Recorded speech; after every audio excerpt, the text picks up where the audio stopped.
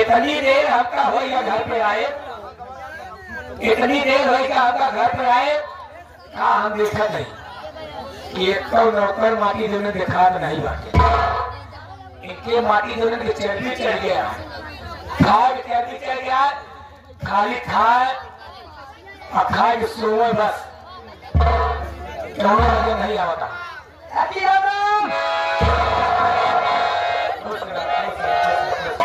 नारायण हरिओम नारायण हर हर महादेव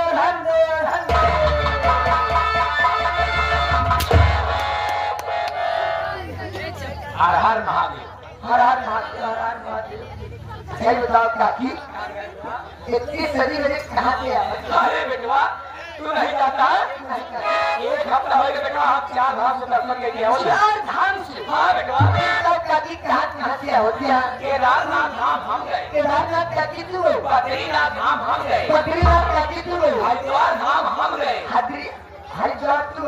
बेटवा काशी से चली आवत गई। क्या काकी? हाँ तेरे पास ही किए न होती।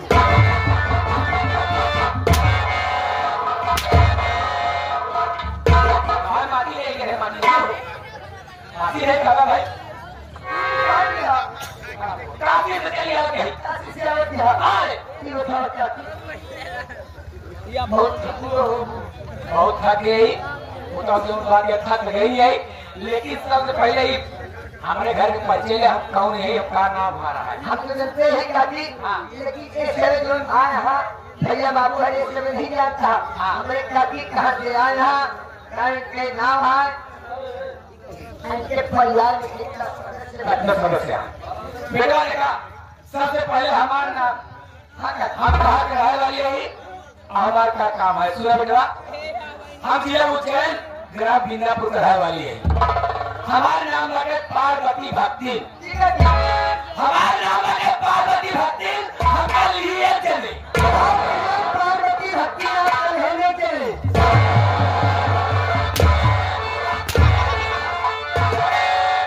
हम कल लिए चले आप कल लिए हमारी बिटिया पार्वती को धनिया उनका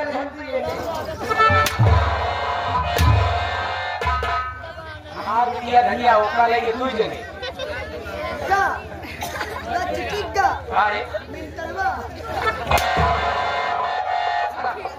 ना लगे तीसरा सदस्य हमार बेटवा प्रेम उनका लेके 3 जने। हमार पतो गीता उनका लेके 4 जने। ऐसे हम जान दो तुम लाते के भूल रहा तो हम लाते सही कर नहीं तो अपने सम्मान में कर दो। क्या वैसे बेटा हम 5 जने के सदस्य हमारा परिवार रहा ताकि आज भैया ब्याह 2 साल होता है, भैया के ब्याह 2 साल होता है बेटा प्रेम हमारे। लेकिन 6 महीने से हम का देखे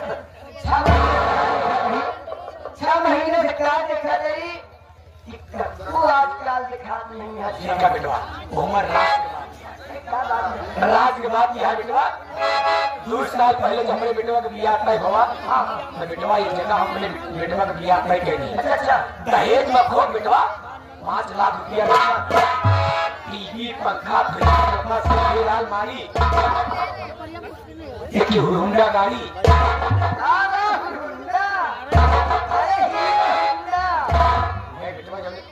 जो भी चक्का कहा था। हाँ जानते बेटवा इतना सब तय करे लेकिन बेटवा ना लोग नहीं चाहिए हुंडा तो वे काकू का दिमाग फिर गवा वो माटी दिया अपने दोस्त बेलापुर का रहा वाले राम गरीबों में दिया विधवा के संगे बियाह कराए। हमारे अरमान धारा का धारा रहेगा बेटवा जब से बियाह भवा हम तो काकू का हम घरे में जिये मुश्किल कर दी। उठा बैठा संध्या सवेर का हम ताना मारती रहे 6 महीना हो गया और हम माटी दे का न जानी कहा उठी न घर दुआर छोड़ के चला गया न जानी माटी दे मारी गए कि जियल बाटे आज तक हम कहते रहे बाकी नहीं। कब कुछ 6 महीना हो हाँ तो मन नहीं करते मन है अरे मेरे के मन नहीं कहा अरे मानी तो चला गया ना बड़ी मर्जी चला गया उसी हो गया चाय चाय के काले जहाज लौट के आवे ना मानी जाके बहुत दूर से थक गया थक हो बेटवा थक गए अरे वहां गोर दवाई दी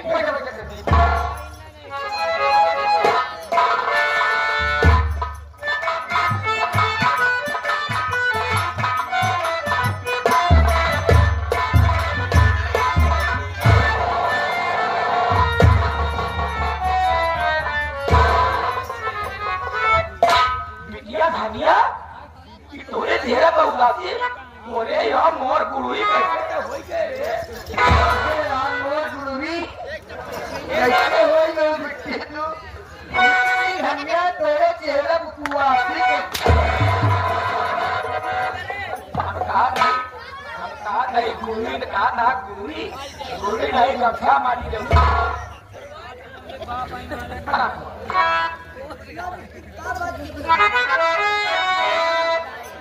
तो बात क्या है बता बिटिया धनिया मेरी बात क्या है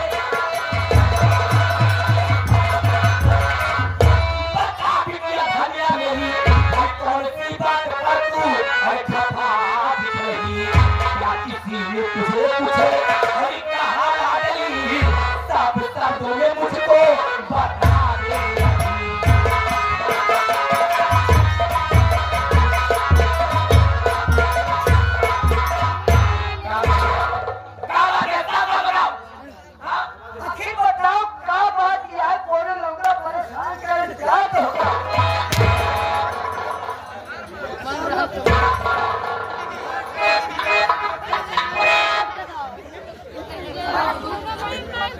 सुनो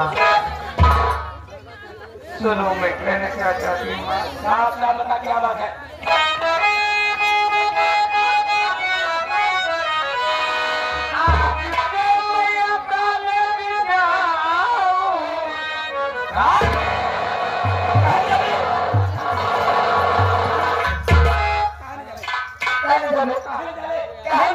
बताओ आखिर बताओ हमसे बताओ हम चले गए तो अपना स्कूल छोड़े कौन लोग परेशान कर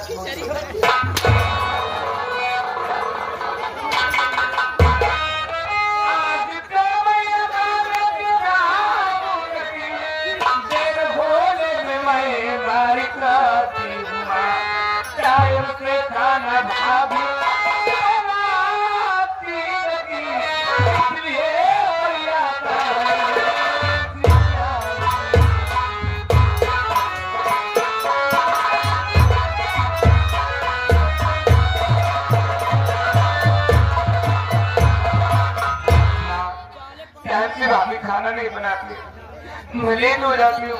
जब लेट हो जाती हूँ ना खाने में मैं मार खाती हूँ। अरे रात में क्या करो रात में वही बेटे बोले रहे मोबाइल ले लिए टीवी चला लिए ना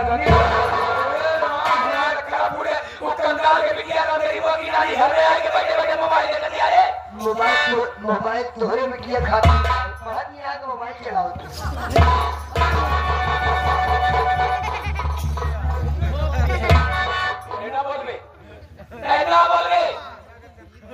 बोल रहे धनिया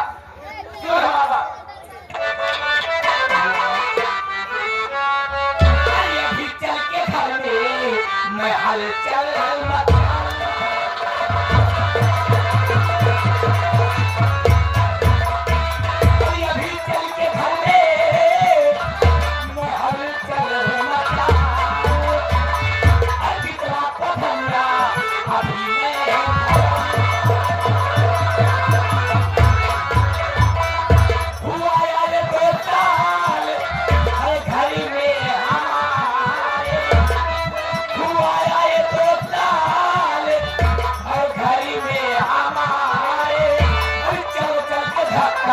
लगा के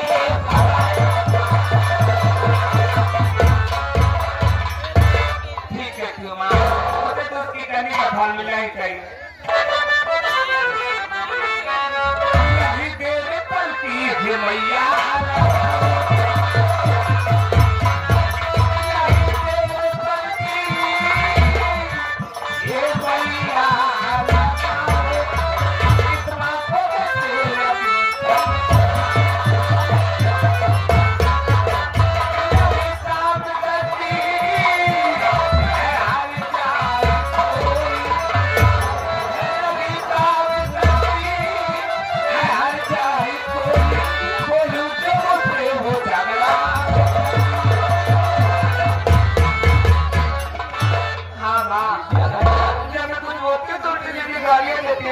उसे झगड़ा करना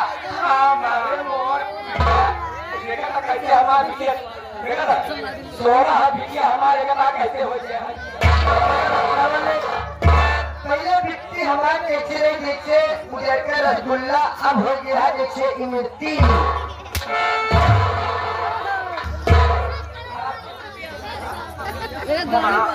धनिया डोरी तो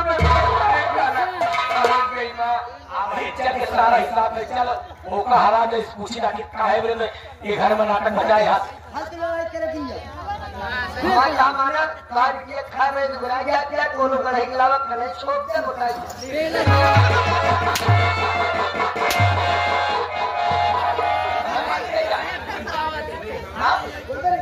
हाँ क्या बोलूँगा ये बोले चलो माँ कैसी बात से काम करो भाई चलो खाना मेरी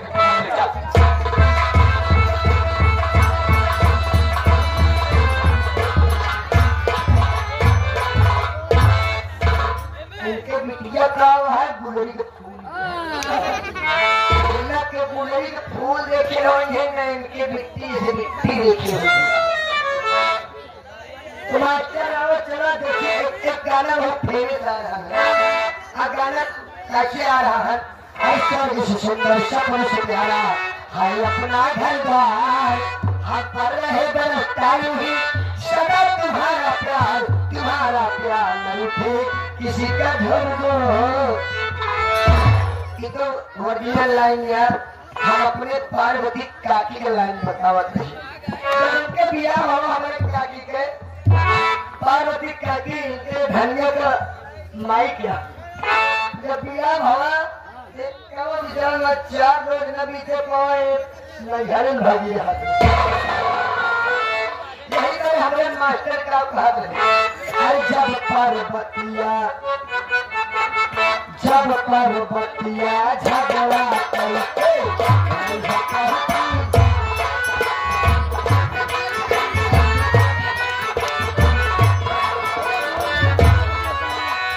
जब पार्वतिया झगड़ा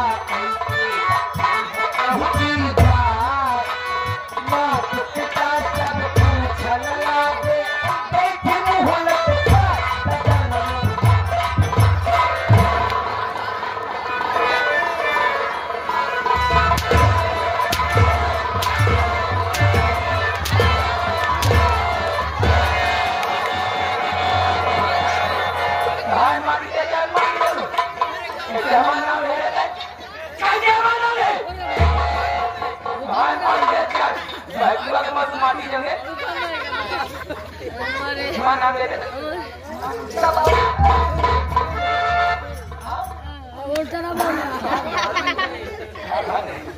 जब पार्वतिया झगड़ा गए के है ना तो हम नहीं है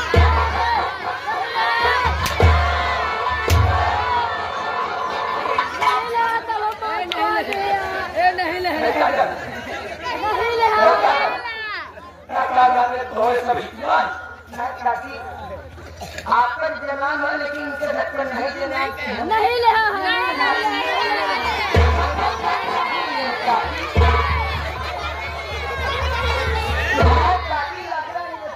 ये भी लंग है नहीं नहीं हाँ करना ये मैं शराब मांगी नहीं उनका ध्यान ले हाँ